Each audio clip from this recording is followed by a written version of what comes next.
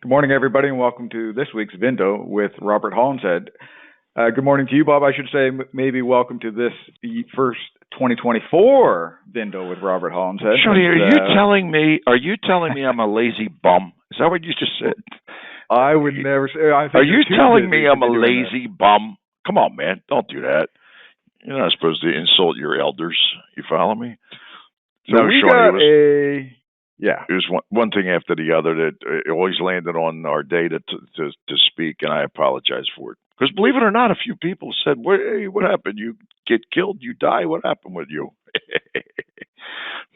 So I was kind of we were just chatting, and we were talking about. I was saying that if somebody wanted to start in our market and our kind of dark side of the moon out here in the hinterlands, to look at this one dealer, and if you're one bit after him, you're doing all right. And you said, I got something at scale that's even better than that. So why don't we just kind of dive into how, well, you take it from here. Shoney, I appreciate it, but here's the thing. This is not like Christopher Columbus stuff, but I think for a lot of people who didn't grow up in the auction business and like in the lanes and so forth, and eating and drinking asbestos from the brakes and sucking exhaust fumes all their life, they might not have what I think this could actually be useful. And if it's not, I wouldn't be shocked. But it's what I've noticed through the decades of watching who bids and how they do it, what their modus operandi is. And it actually is going to lead us in a conversation why some of these companies are publicly traded are not sustainable models. So we're on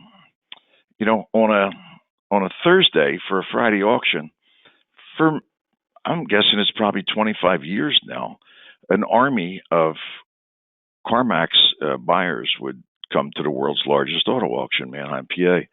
And of course, we'd be there getting our slugs, getting ready, scribbling on the windows and, doing whatever they're doing, putting the glue in the thing on and all the rest of it, right? Don't forget now, scribbling on the windows was the original condition report. Local 100 new car trade, no paintwork, never smoked in, spare never down. So in other words, that's a condition report that 100% is guaranteed. If we're a liar, you ain't a buyer, right? So as we're doing this, and there 27 people show up and start going across those 400 acres to do their search and destroy missions, see which ones are good, bad, and indifferent. You'd be able to watch them, and they were a conversation adverse. They're trained not to talk to people, to get relationships, to get in a situation where they may get, in trouble with a schmear or something, right? So CarMax is really smart in that regard. They did a phenomenal job training people, became the greatest employment agent source in the world because they trained people. When they go into a regular dealership, they got disciplined that other people never would have. So, and watching how they do it. So touching edges, in other words, for paint, starting a car, checking a rack, doing things that a normal person would do that's actually going to bid on a car, putting it on their list, looking at how that matches their, best end user list, and then putting the number down. And that number is basically the number. This is where becomes kind of an interesting concept. If I were never have been in the auction buying business, how you would actually be able to cheat, to shortcut. Every single car that CarMax bids on, they have touched. They're not doing any random buying, right? Every single car they bid on, they have a number that they stop at. You can't push them very frequently. Matter of fact, more frequently than not, we get 1,000 or 2,000 or 3,000 or 7,000 more than what their last number is. And in most cases, they don't get in the fray before it looks like they have a shot at being the last bidder. Does that make sense to you, Shoney? And now, they're very narrow category of cars they buy. It's not a broad category. There's certain places, mileage they stop, brands they stop, like years they stop, which is brilliant because they know what they're the best end user for. They're the cars they aim at. And then if a car has challenged history, over time, they've become a bad vehicle history buyer, in our case, I see it in our statistics. If we sell them, thousands of cars every year, 30% of them got a bad Carfax. They're not. They're not bad history regressive, and the reason is they touch them. So when it says minor, major, it's the total and absolute farce to the public, because they don't have any concept that Carfax, whether it's major, minor, medium, whatever, that's the biggest brain fart that's ever been exposed to the public. But in CarMax's case, they've touched it. They can tell if the quarter's replaced or just painted. So whatever minor, major it is, it's different. You understand? If you got an R-dot fender, it's different than a painted something scraped and they got it done, you see? So when they're bidding on cars that they've actually extracted the information necessary where they're not screwing nothing up. You see what I'm saying? We had a long-standing agreement with them people.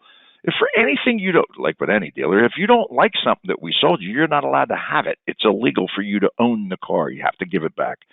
And we get 2 or 3 back a year out of thousands of cars we sell them, right? And I'm happy to take them back because they're buying with confidence and therefore they don't have to be recessive. The point I think I'm making here is, Shawnee, if you were a car buyer and you actually are walking into a lane and they've zoned in on a car, I can also tell you they never pay too much for a car. They never, ever, ever pay too much for a car because they don't buy emotionally. They buy specific to a number. See, our business is based on me buying cars emotionally because if the car's got tits, in other words, it's going to bring more money than one that don't, right? And that actually is when you present it to an aggregated market, that's a natural thing that happens. You got something that's really good. It's really going to bring wild money because it really is something. When you get it home, the salespeople think you being the buyer is really smart, and therefore it's exuding through their eyes to the consumer that they're going to get too much for that car. That's just the way it works. It's not like there's variations to that. The CarMax model doesn't allow it to happen. They occasionally do buy a car that has like tits, but not often. They're buying middle cars that fit their model, that they can price, that aren't overpriced, that they can guarantee, that they know what it is, and that's what it is. So if you were a buyer and you were buying cars similar to what they buy, all you got to do is bid one more time, and you bought a car. And you didn't have to touch it, but I personally would guarantee the car's not junk. It's not something that you would say, oh, my holy Jesus, I can't believe it. It won't smell because they sniff. You understand that? They stuck their nose in. If you're on a camera and you're watching, or the auctioneer says CarMax is on the floor, they're in, you have no fear of touching that car again on simulcast. No fear, no fear, no fear, no fear. They've touched it for you. They actually were your buyer. You didn't need to pay a buyer $100 or $250 to go out and buy the car. CarMax did that for you. You just touched it one more time. Cost you less. You see what I'm saying to you, Sean? So from my perspective, especially as, we're moving where, I mean, realistically, everything's sold on simulcast. A couple little junks that aren't sold on simulcast, other than the cars that CarMax are standing in the lanes and buying. So if we're selling 88% of our cars on simulcast and 8% on the lane, 4% of those cars are the cars we're selling at CarMax or somebody similar. There, in our situation in Manheim, Pennsylvania, in particular, there's a couple really good used car buyers that actually really do go there and do the same thing that CarMax. They touch cars before they bid on them. There's one out in central Pennsylvania. I'm always impressed with their buyers because I won't say their name because I don't want to embarrass anybody or piss anybody off, but we rarely make profit on them, rarely. And the cars they're buying are good cars. They're not bad cars. They're like good cars. That means somebody was able to identify like something that's pretty good and not overpay for it. That to me is an impressive buyer. Does that make sense to you, Sean? And then I'm going to go to the data side of this, right? So well, just hang on, just hang on for 1 second before we fire away, Shawnee, me boy. So what's the opposite, of that? So not walking the cars and getting into, we got to. overstretching because That's a very interesting thing. There's people filling holes. People have to fill holes. They got to buy X number of cars. So I'm not going to mention names, right? But there's certain people, entities, whether they're 2-car stores or 100-car stores, they're entities that need to fill holes. You understand? Therefore, they have to buy. They're necessity buyers because they don't have merch and they got to have merch, and they're in a lane that sells all the cars. So therefore, you can actually. And at the end of the day, the statistics, the data, actually is what I look at. Since there's a number of very large volume dealers, wholesale dealers that use our software, Head Start, I have a bird's eye view, actually an eagle eye view of data that no one else has. Manheim don't have it, that's for sure. Nobody has it, so it's not like something that's up for debate because we actually see where the car came from. In other words, from I don't know, a few thousand purchases a week. We can see, was it a new car trade? Was it a private purchase? Was it a car that somebody hustled from auction to auction? Do you understand? These types of information are incredibly invaluable to our fundamental pricing in Galv's market data in AccuTrade. In other words, when we're pricing things, we're pricing them based on specifically the characteristics, the pedigree. Was it an above-ground pool neighborhood? Was it an in-ground pool neighborhood, or was it a no-pool neighborhood? Dig with no garages. They could be identical cars sitting next to each other, came off the assembly line one number apart, even dipped in the same color paint, lived in a different location under different circumstances, and one car brings rocket shot and the other car brings mud. My question, and it really shuts people up immediately. How do you explain the same car going through the same auction the same day and bringing $2,000 or $3,000 different? How do you explain that? Or how do you explain a car that goes from one auction on Tuesday to another auction on Wednesday and bringing $2,000 or $3,000 or $4,000 or $8,000 or $10,000, but same car? Nothing happened to the car. It's the exact same car. How exactly would you explain that?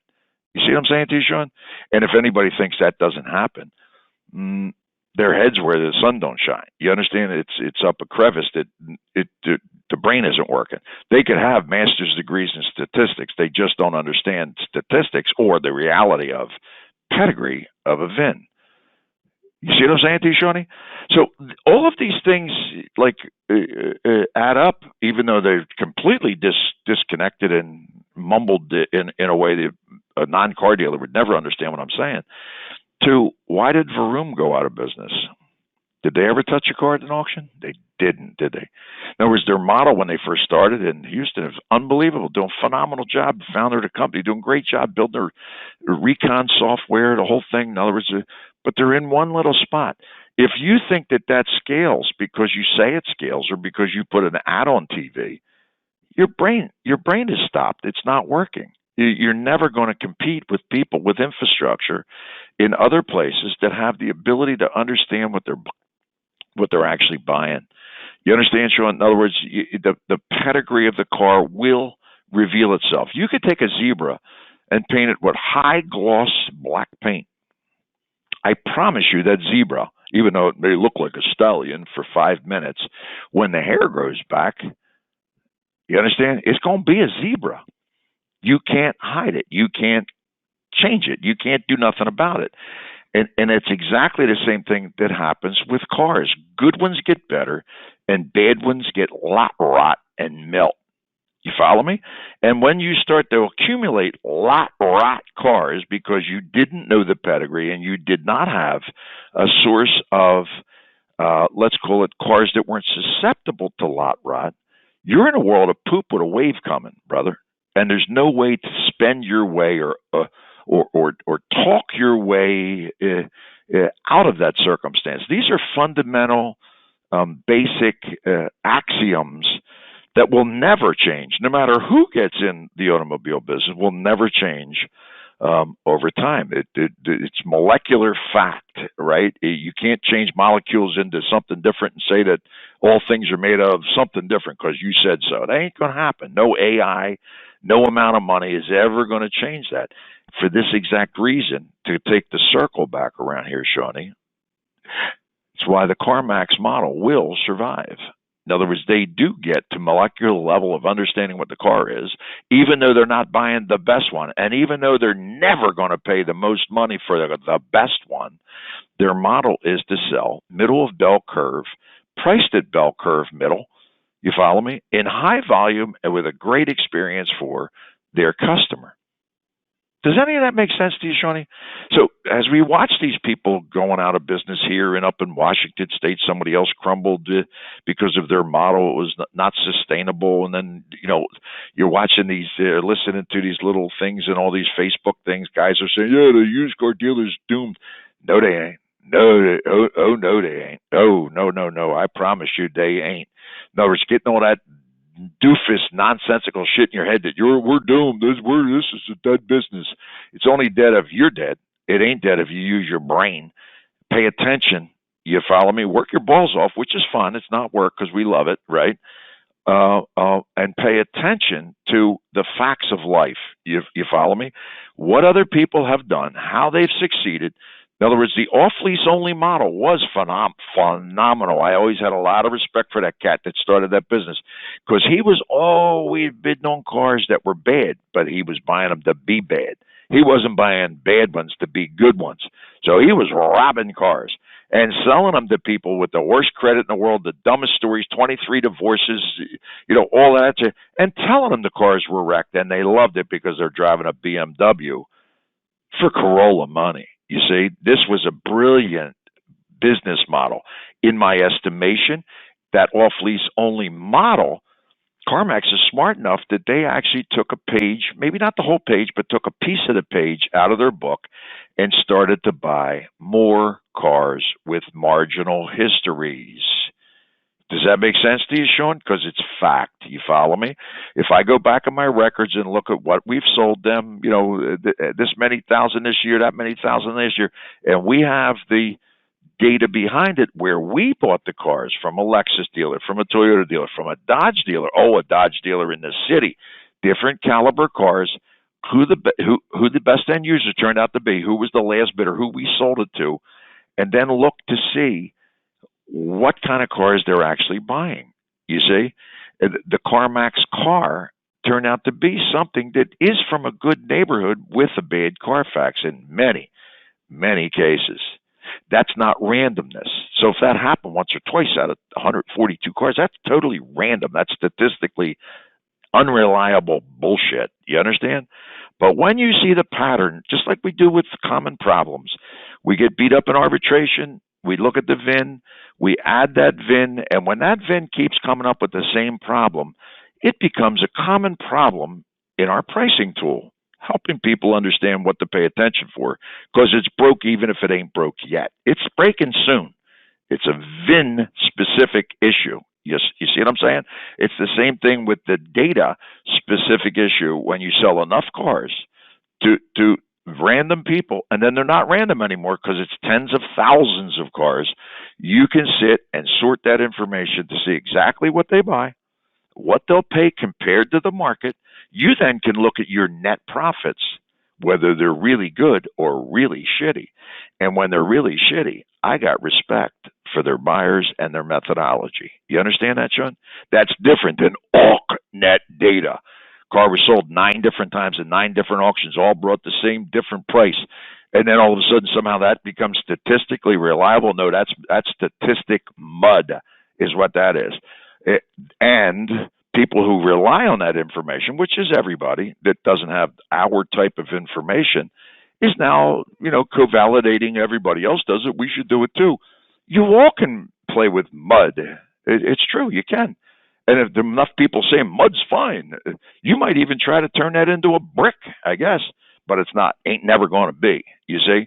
In other words, as you dig, as you pay attention, if I'm a car buyer and I'm going to an auction or I'm watching online and I'm seeing somebody else is bidding, you may be stepping on your balls if it's somebody that's a random buyer. Or you may be able to pay attention to someone who has extracted the DNA and is not going to pay $50 more, you ain't pushing them that extra 50. It is not happening. You follow me? I'd like to be that last 50. And you definitely are not buying a cigar smoked in, rusted out in the trunk hunk of dog poop. You follow me? I promise you that. That's a guarantee. Is that too much bullshit for one day, Shawnee? I'm sorry if it is. Well, it's fascinating bullshit. No, that is one of the best. Only to morons like us that care about our business. You're 100% correct. Yes. That's one of the best talk tracks.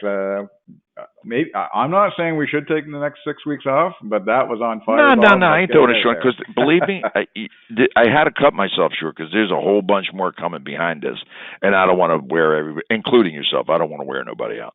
Have fun, everybody. Thank you, sir.